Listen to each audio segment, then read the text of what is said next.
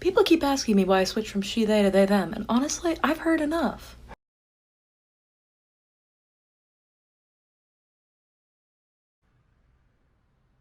You saw a lot of weird shit walking around the city at night. For one thing, Tommy saw a lot of rats. Big fat rats scurrying around gutters, looking like little more than blurred shadows in the gloom. He also saw drunk people stumbling down sidewalks, sometimes laughing in groups, sometimes alone, usually muttering strange things under their breath. And of course there was the occasional vigilante he'd pass by, patrolling the smaller neighborhoods that so often got overlooked by heroes. Tommy always made sure to wave at the vigilantes whenever he saw one. But his current situation was one he hadn't actually come across before. He'd been taking the closing shift at Puffy's cafe for nearly a year now, and had gotten used to the strange shit he'd see on his walk home after the sun had set. At this point, Tommy was pretty convinced he'd seen every weird thing this city had to offer after dark. However, finding one of the city's most wanted supervillains bleeding out in an alleyway wasn't something he could say he had experience with. It was a miracle Tommy had noticed the guy at all. He'd just been strolling down the sidewalk, humming to himself while he thought of what he was going to harass Ronbu into making for dinner tonight, when he'd heard a loud thud come from the alley he was passing by. Now usually, when you heard a strange noise coming from a dark alleyway at night, the smart thing to do was to mind your own damn business and walk away. But Tommy could admit he was a bit on the impulsive side, and his curiosity immediately flared at the strange sound. So he turned on his phone's flashlight and went to check it out. Which was how he ended up in his current position, squatting in the corner of a dark alley, staring at the unconscious body of one of L'Manberg's most wanted supervillains. Tommy had recognized Siren the moment his flashlight had landed on him. Although Tommy had never had very many run-ins with supervillains in the past, everyone knew who Siren was. He was one of the big three bads in the city. It was Siren, the Blade, and Zephyrus who made up the Syndicate, a trio of supervillains that had been terrorizing L'Manberg for years now. No matter how many times they'd gone up against the city's best heroes, no one could take them down. They were beyond dangerous, and in a way, Siren was the worst of the trio. His power made it so he could coerce anyone into doing his bidding just by using his voice. Mind control was a terrifying power, and Siren made sure to put it to good use. When Tommy had realized the unconscious figure was Siren, he had considered simply turning around and pretending he hadn't seen anything. While the noble thing to do was probably call the police, Tommy wasn't an idiot, and wasn't going to get himself on the Syndicate's bad side by turning him in. So the logical thing to do was to turn around and let fate run its course. This wasn't his problem. Siren was a supervillain. Normal people, like Tommy, needed to stay far away from supervillains. But as Tommy had been approaching the unconscious Siren, he heard a splash and realized he'd stepped in something wet. Shining his flashlight on the ground, Tommy's jaw clenched when he saw he was standing in a pool of blood. Siren's blood. Siren was hurt, and badly so. There was a gaping hole in his stomach, and although his coat was already dark, Tommy could tell it was soaked through. Tommy had no idea what happened. He hadn't heard anything about a fight going on while he'd been at work, and usually the news made sure to keep citizens updated on any hero-villain altercations going on so they would know to avoid the area. That night, he hadn't heard a single thing about Siren. But here he was, and Tommy knew it was him. The dark blue stretch of fabric that covered the upper half of his face like a blindfold almost glittered in the harsh light of his phone. Siren's curly dark hair splayed out behind his head in a mess of knots. Lips that were always seen curled into a dangerous smirk weren't smiling for once. Instead, his mouth was slightly open, with no words coming out. If the giant blood pool wasn't a dead giveaway, Siren's skin was deathly pale. Tommy knew that if he left now, Siren would bleed out very, very soon. "Come on, Tommy, just walk away," he muttered to himself, unable to tear his gaze away from the giant wound in Siren's abdomen. "This isn't your problem. Just leave." He willed his feet to move, to carry him to the end of the alley and go back to his apartment where his roommates were waiting for him. But he couldn't. He was frozen. Siren may have been a supervillain, but he was still a person. A person who probably had family and friends. People who would miss him if he was gone. While Tommy wouldn't necessarily call himself a good person, he knew that no one, no matter how bad, deserved to bleed out all alone in a dirty alleyway. Fucking hell, Tommy cursed, dropping his bag and kneeling down next to the supervillain. If he was going to do this, he had to do it fast, before someone else showed up. While he didn't think there was anyone around, it was clear Siren had been in a fight, and whoever had inflicted this wound might still want to finish the job. Tommy definitely didn't want to be around if that person found Siren, so he should just be as fast as possible with this. Rolling up his sweatshirt sleeves, Tommy cracked his fingers and gently tried to lift the fabric of Siren's shirt away from the wound. The dark cotton clung to the blood, and Tommy winced as it tugged at raw skin, nervously glancing over to Siren to see if he stirred. Thankfully, the man stayed unconscious. Once he'd lifted the shirt, he hissed between his teeth at the sight of the wound. It was nothing short of a literal hole in his gut, as if he had been impaled with something. Tommy didn't see the remains of any spear-like object that could have been the weapon nearby, meaning Siren likely didn't pull it out himself. If he did, he was an idiot, because the one thing you should never do if you were stabbed is try to pull the thing out that stabbed you. When you get impaled, that object is holding in all your blood like a cork. If you're not in a place where you can get medical attention to close up the wound immediately, removing the object is just going to make you bleed out. So yeah, don't try to remove the knife or whatever if you get stabbed, otherwise you'll end up like Siren. Either way though, it didn't seem like Siren had been the one to pull out whatever had gotten him this good, so Tommy couldn't fault him too much. He narrowed his eyes, noticing the ragged edges around the wound itself. It wasn't a clean slice, meaning it wasn't something sharp, like a sword or a spear. It was more like some kind of debris, something not meant for impaling but was going at a high enough speed to slice through him anyway. A pipe, maybe? Tommy wasn't sure, but it didn't matter much now. He was running out of time. "Better fucking thank me for this," he muttered to the villain. Taking a breath to steady himself, Tommy put his hands on the edges of the wound, doing his best to push the skin together. Then, he closed his eyes and concentrated. For the longest time, Tommy was completely unaware he had powers. He had always thought it was just plain luck how he rarely got scratched up, or how injuries that usually took weeks to heal would only last a few days for him. Then one day Tubbo had sliced his palm open while trying to open a box. Tommy had grabbed his hand to wrap it up, and noticed a strange warmth coursing through his palms. Then he watched with wide eyes as his hands began to glow orange, and the cut on Tubbo's hand knitted itself back together. That was when Tommy learned he could heal people. So of course, after that, he started practicing with his power because that's fucking cool. Anytime Tubbo or Rambu came home with a cut or a scrape, Tommy would fix it for them. It was pretty easy for the most part. He just had to focus on fixing the wound, and his powers did the rest.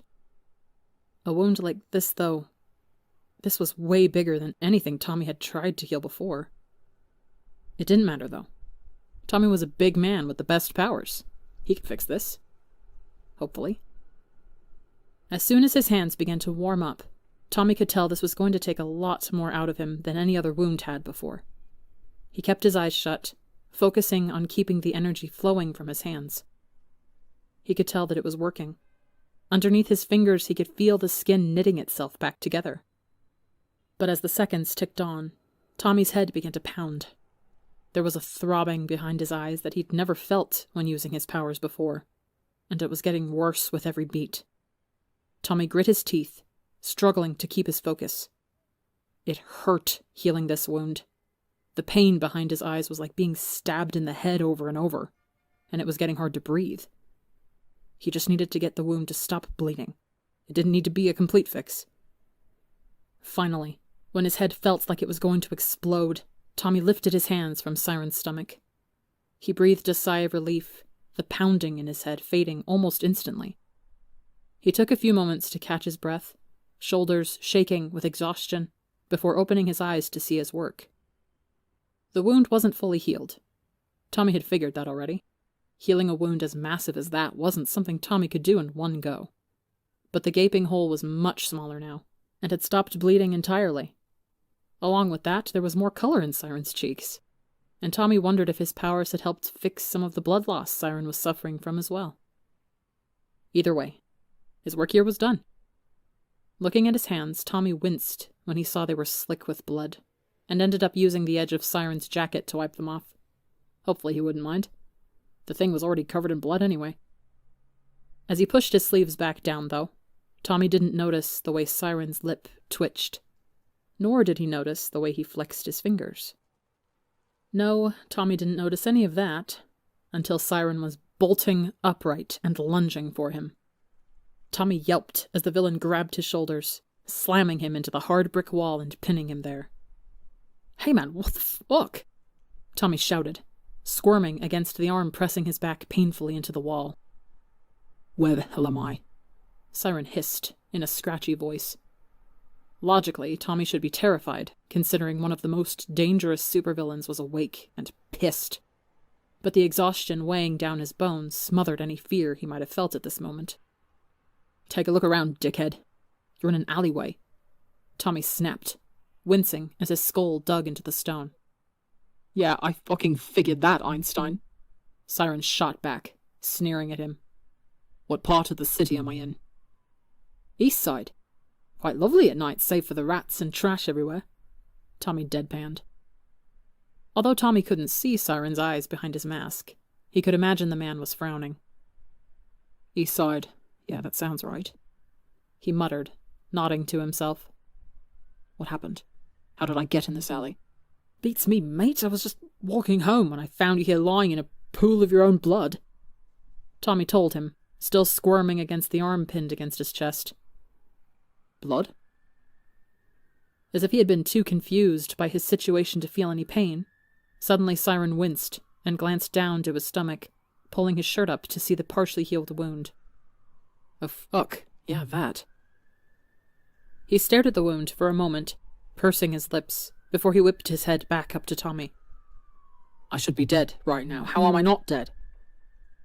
Tommy attempted to shrug, but it was kind of difficult, with Siren pressing him into the bricks.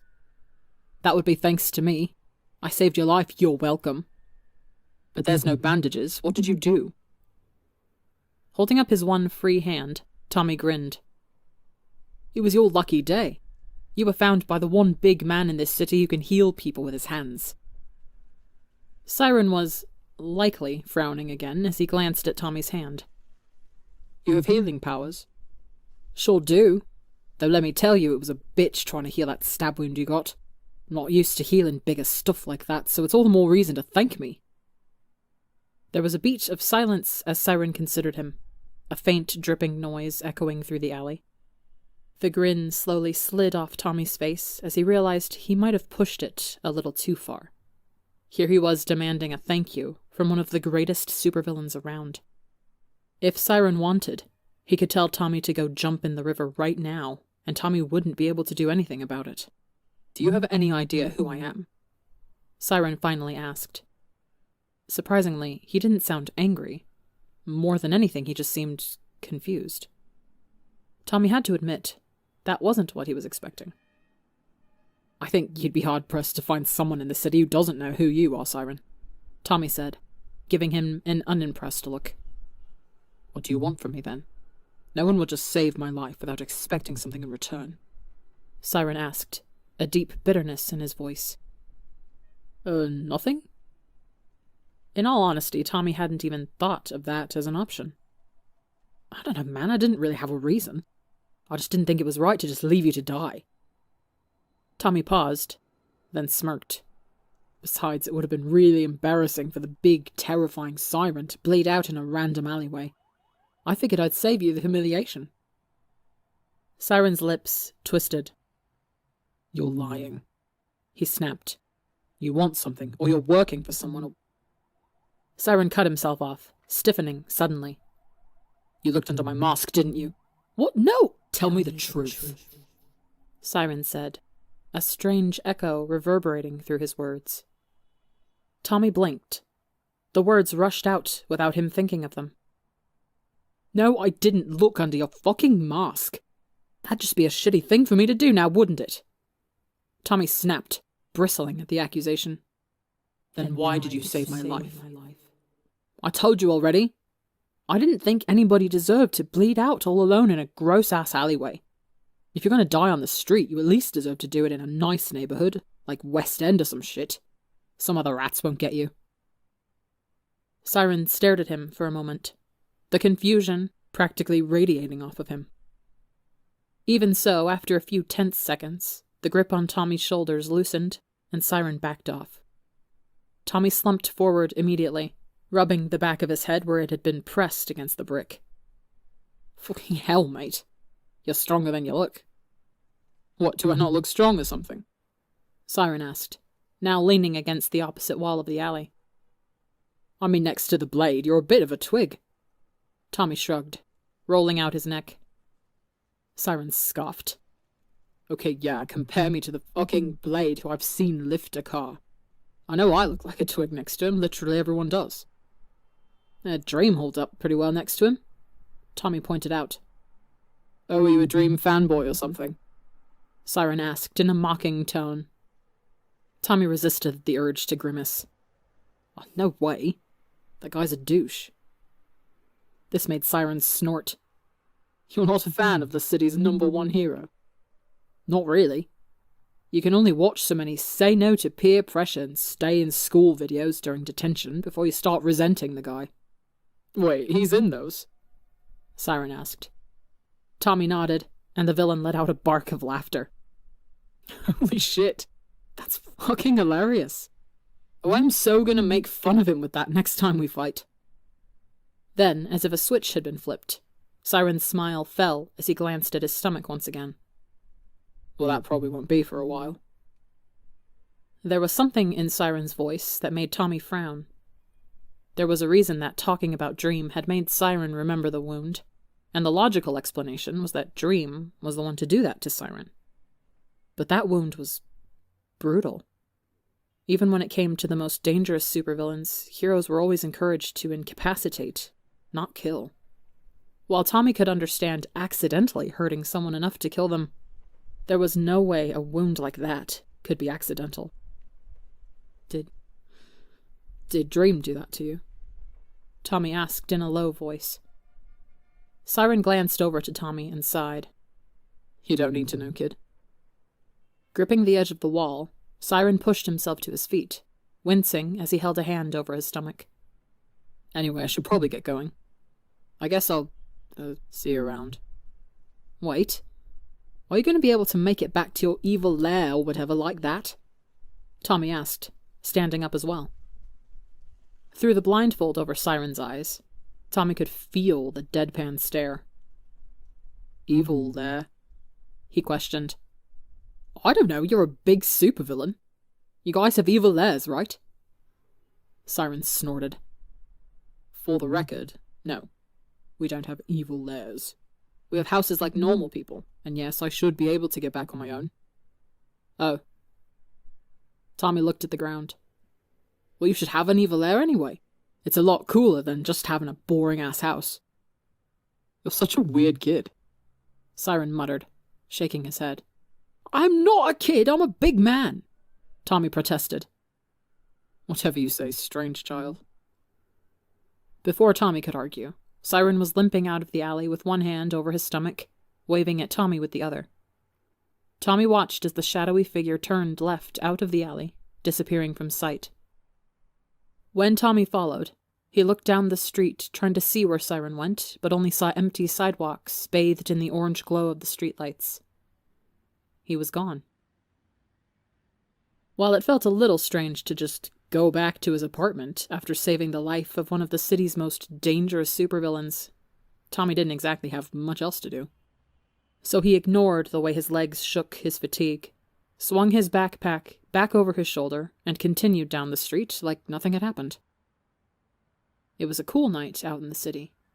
The air was thick with the promise of rain, the stars blotted out by the dark clouds that hung overhead. By the time Tommy got back to his neighborhood, he breathed a sigh of relief he hadn't even known he was holding. Sure, he was Tommyinnit and never got scared of anything.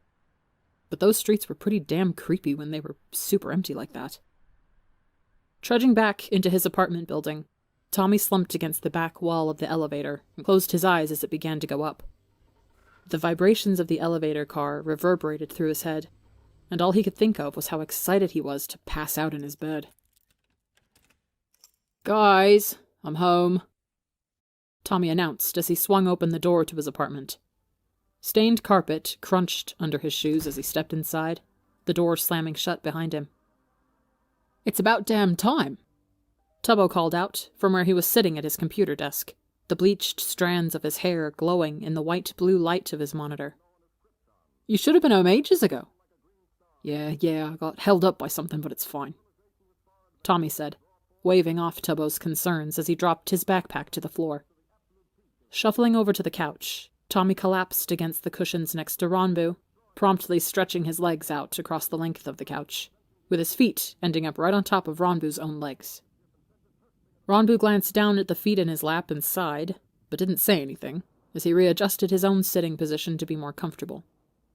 This was a battle they had fought many times before, and Tommy always won out of sheer stubbornness, his most valuable asset. "What held you up? Everything all right at the cafe?"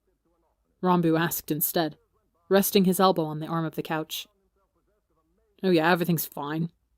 I just had to fix the espresso machine again," Tommy lied, eyes darting to the old TV that was playing some random cartoon he wasn't familiar with. While Tommy didn't like lying to his roommates, he had already decided on the way home that he couldn't tell them what happened with Siren. In retrospect, what he had done was stupid and dangerous. He wanted to trust that Siren was a decent person who was grateful for Tommy's help, but it was also very likely that he saw Tommy as a loose end now, a thing that needed to be taken care of because he'd seen something he wasn't supposed to. Although Tommy didn't think that was particularly likely, it was a real possibility, and the last thing he wanted was to get Tubbo and Ronbu involved in this. They didn't need to get caught up in all the bullshit that was superheroes and supervillains. If he kept them in the dark, even if his connection with Siren got him screwed over, Tubbo and Ronbu could continue their normal civilian lives. Breaking news. The TV suddenly blared before Ronbu could respond, a news screen popping up over the cartoon.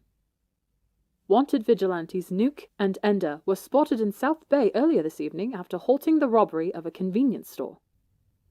The TV showed grainy footage of two figures, a small figure wearing a gas mask, and a much taller figure wearing a black and white face mask and ski goggles, as they finished tying up two muscular men dressed in dark clothes, leaving them in front of the convenience store doors.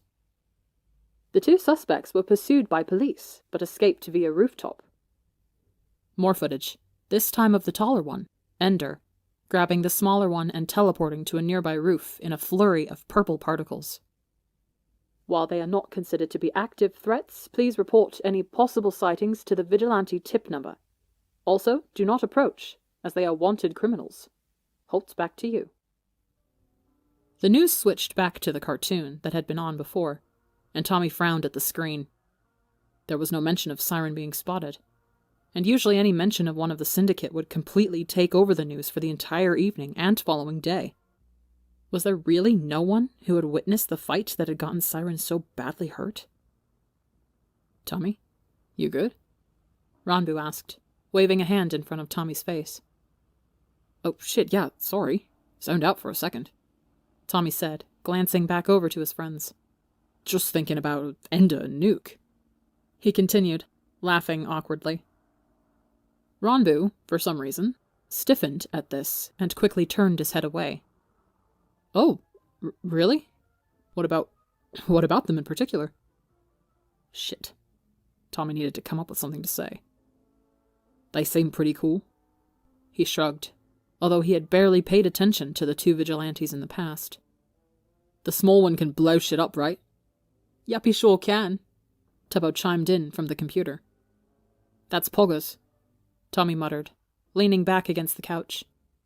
Then, in as casual of a voice as he could muster, he added, "There hasn't been any other vigilante or villain or hero activity tonight, has there? Besides Ender and Nuke, I think I heard something about Arson and Iceman getting into a fight with the police. But they escaped before any heroes could arrive. Ronbu said, tapping his chin in thought. Why? Did you see something? Tommy bit his lip, trying to think of how he could say this without sounding suspicious. I just thought I might have seen, Siren earlier tonight, but it was just for a split second, so it probably wasn't him. Instantly, Tubbo spun around in his computer chair while Ronbu leaned towards Tommy. Wait, you saw Siren? As in, the Siren? Ronbu asked. Maybe? Like I said, it was super dark. Where? Tubbo demanded. If you saw him here in Eastside, that can't mean anything good. Just a few blocks down.